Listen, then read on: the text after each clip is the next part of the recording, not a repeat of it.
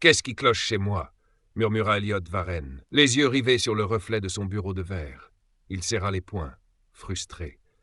Cela faisait 3 ans que Selene Marshall travaillait à ses côtés, et il n'avait jamais réussi à briser cette barrière invisible qu'elle maintenait avec une précision chirurgicale. Pour un homme habitué à contrôler chaque détail de sa vie et de celle des autres, c'était une anomalie, un défi, un affront. Mais cette fois, Elliot n'était pas décidé à jouer la brute ou à imposer sa volonté. Non, il allait la séduire autrement. Pour gagner sa confiance, je dois devenir l'homme qu'elle croit que je ne serai jamais, pensa-t-il en boutonnant sa veste. Pendant ce temps, Selene, exténuée par une journée de 12 heures sans pause, traversait les rues désertes du quartier sud. Les taxis n'étaient plus en service depuis longtemps, et marcher jusqu'à son petit studio devenait une épreuve nocturne habituelle. Un bruit de moteur la sortit de ses pensées. Une berline noire s'arrêta doucement à sa hauteur. « Encore lui !» souffla-t-elle en voyant descendre Elliot. « Je ne veux pas vous effrayer, » dit-il d'un ton étonnamment doux, « mais je ne peux pas vous laisser rentrer seul à cette heure. » Méfiante, Selene hésita. Ce n'était pas dans les habitudes de son patron de jouer les chevaliers protecteurs. D'ordinaire, il était froid, distant, parfois même désagréable. Mais ce soir-là, il semblait différent. « Je préfère marcher, » répondit-elle sèchement. « Et moi je préfère ne pas culpabiliser si quelque chose vous arrive, » insista-t-il, ouvrant la portière. Finalement, poussé par la fatigue et un soupçon de curiosité, Selene monta à contre-cœur. Durant le trajet, Elliot resta étonnamment silencieux. Aucun mot déplacé, aucun regard insistant. Juste un silence tendu, presque respectueux. Une fois arrivée devant chez elle, elle le remercia poliment, toujours sur ses gardes.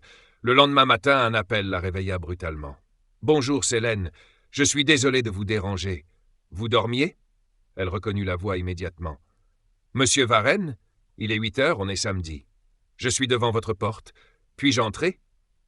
Totalement prise de court, elle se leva à contre-cœur, ouvrit la porte et le vit.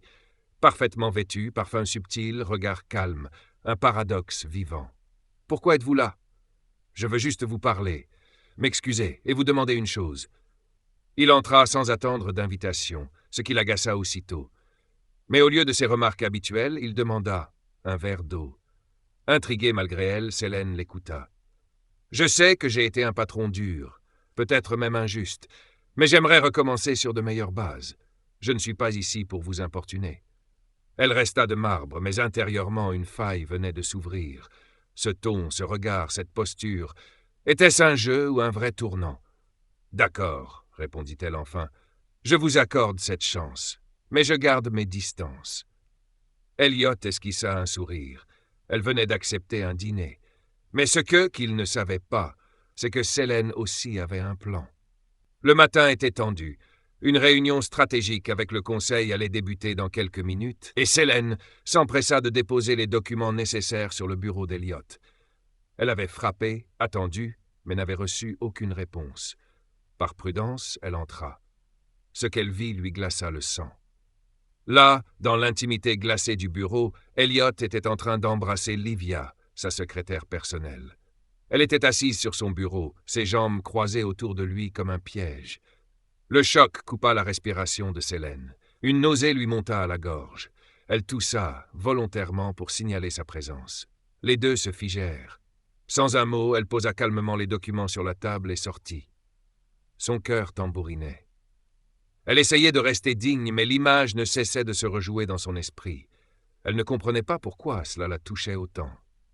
Ce n'était pas comme si elle avait des sentiments pour lui, n'est-ce pas? Mais dans son bureau, Elliot, lui, se sentait pris entre deux mondes, son ancienne vie d'homme impulsif et cette nouvelle image qu'il tentait de bâtir pour plaire à Selene. Il avait failli tout gâcher. Si je continue comme ça, je la perdrai. Définitivement. Il prit une décision.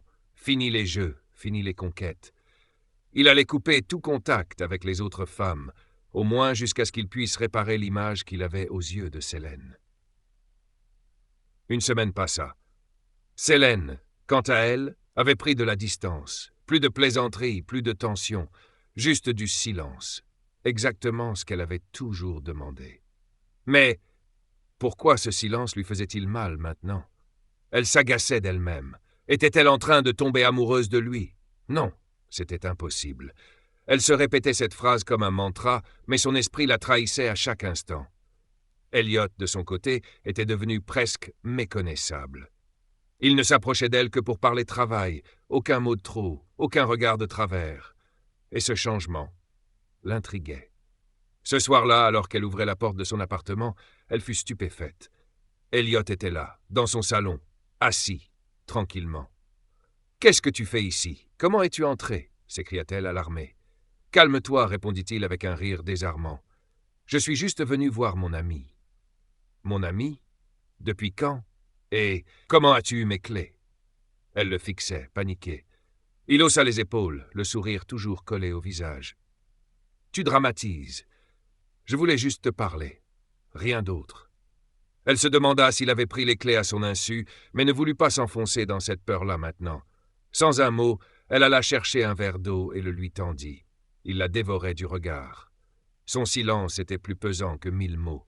« Sélène, dit-il enfin, je sais que je t'ai déçue, mais je suis sincère, je ne veux plus jouer, je veux juste qu'on soit amis.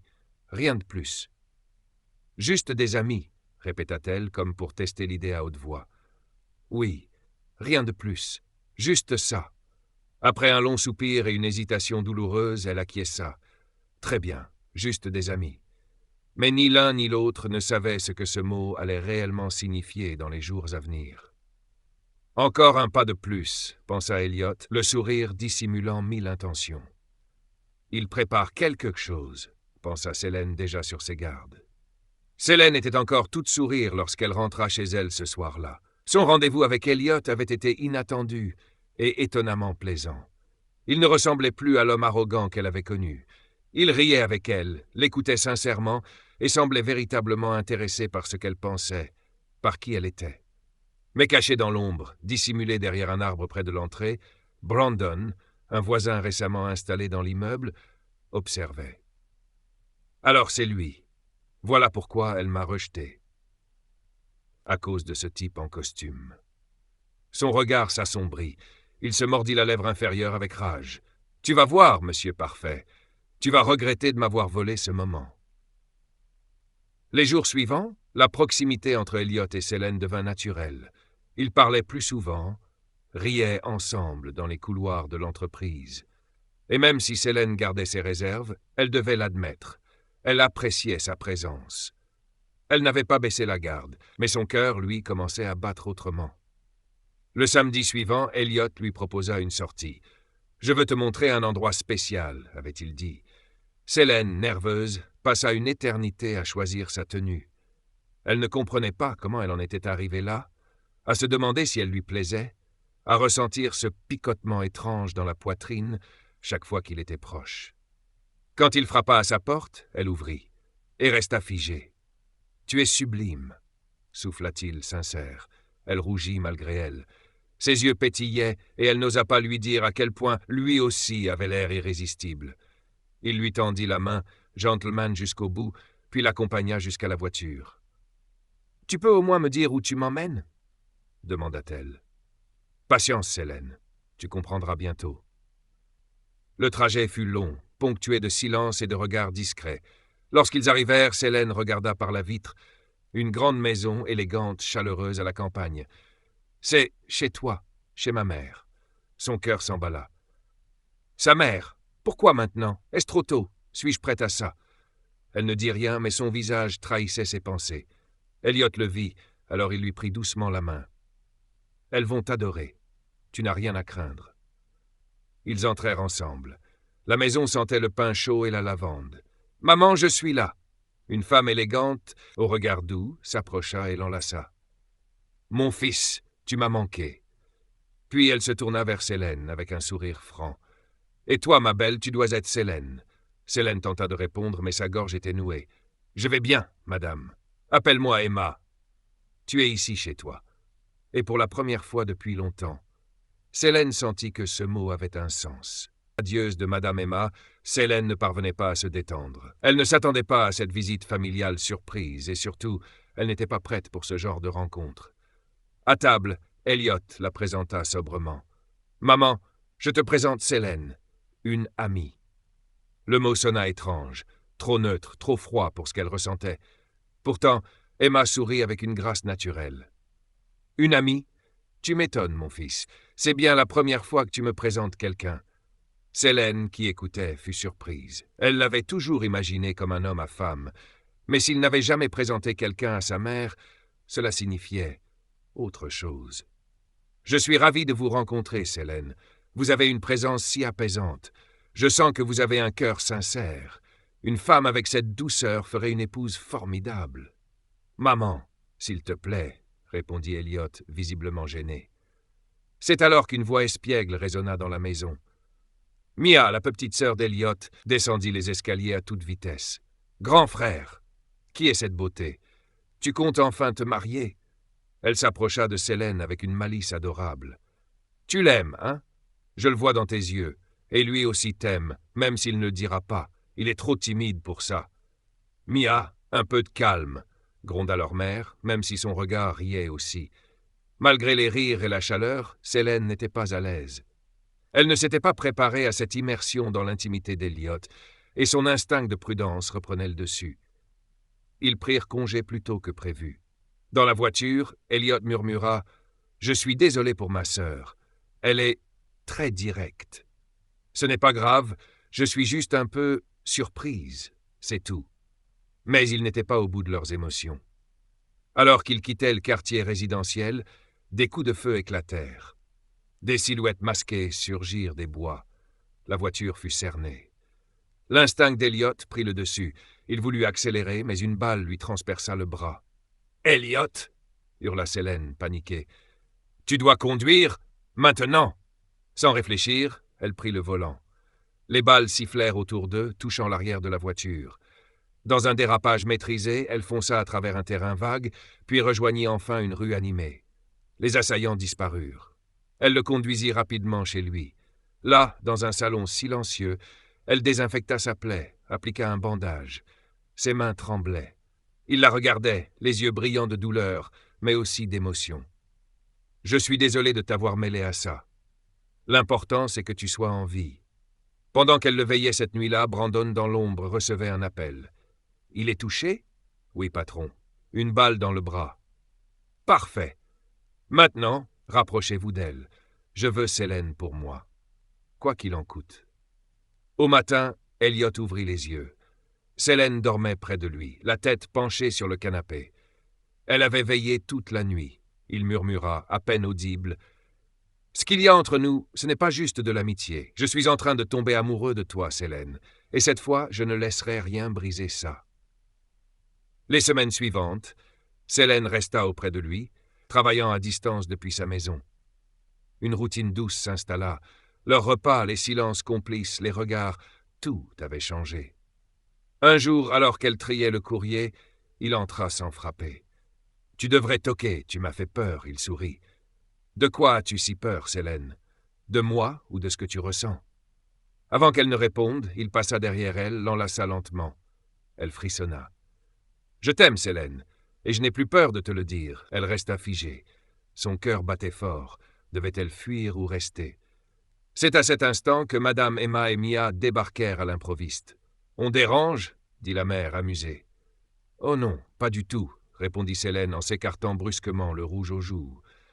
Mia éclata de rire. « On aurait dû venir plus tard, je suis sûr que je vais bientôt devenir tata. » Le silence dans la pièce était pesant après le départ de Mia. Selene réussit à rassembler son courage. « Bonjour, maman Emma. »« Bonjour, Mia. »« Bonjour, ma chérie, j'espère que tu vas bien, » répondit la mère d'Elliot avec tendresse. Mais à peine les salutations échangées que Mia, avec sa fougue habituelle, prit Selene par la main et l'entraîna dans le couloir. Là, dans un moment de calme relatif, Selene se perdit en questions. Comment avait-elle laissé les choses avancer si vite avec Elliot? Et pourquoi n'arrivait-elle plus à fuir? Pendant ce temps, Emma interrogeait son fils.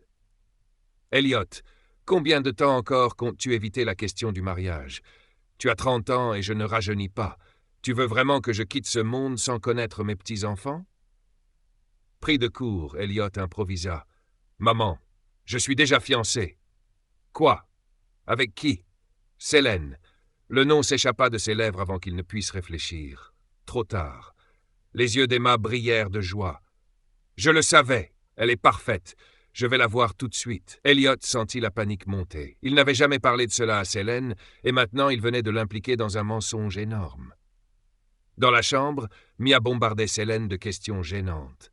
« Tu es amoureuse de mon frère, n'est-ce pas? »« Non, Enfin, c'est compliqué. » Mais Sélène n'eut pas le temps de s'expliquer. Emma entra, rayonnante.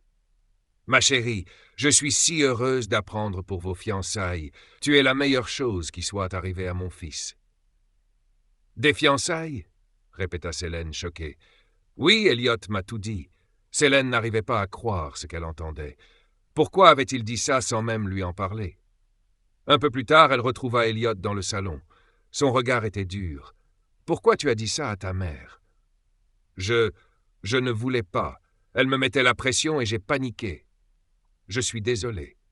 Tu crois que des excuses suffisent? » Sélène, furieuse, le gifla. Il n'avait jamais vu ce feu dans ses yeux. « Écoute-moi, Sélène. Ce que j'ai dit, c'est sorti trop vite, mais ce n'est pas un mensonge.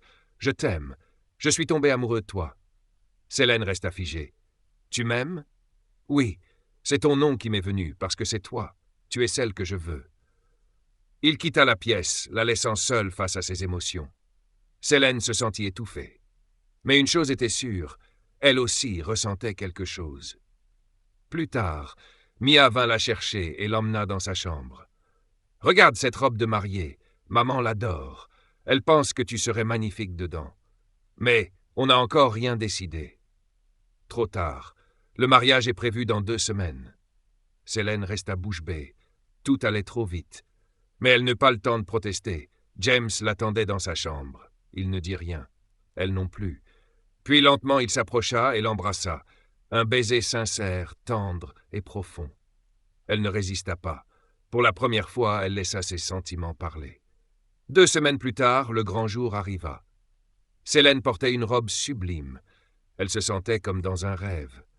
Mia lui dit « Tu es la plus belle mariée du monde. Tu me donnes envie de me marier aussi. » Madame Emma, fière, prit Sélène par la main et l'emmena dehors. Les invités applaudirent. Le mariage fut un succès. Cette nuit-là, Sélène serra Elliot contre elle. « Je suis si heureuse d'être ta femme, et moi de t'avoir dans ma vie. Tu vois, parfois, les pièges qu'on tend finissent par nous sauver. » Quelques mois plus tard, Sélène tomba enceinte. Elliot devint un mari exemplaire, attentif, aimant, engagé. Il avait vraiment changé. Elle avait trouvé non seulement un partenaire, mais une famille qu'elle n'avait jamais eue. Quant à Brandon, il fut arrêté et condamné. Son plan diabolique échoua.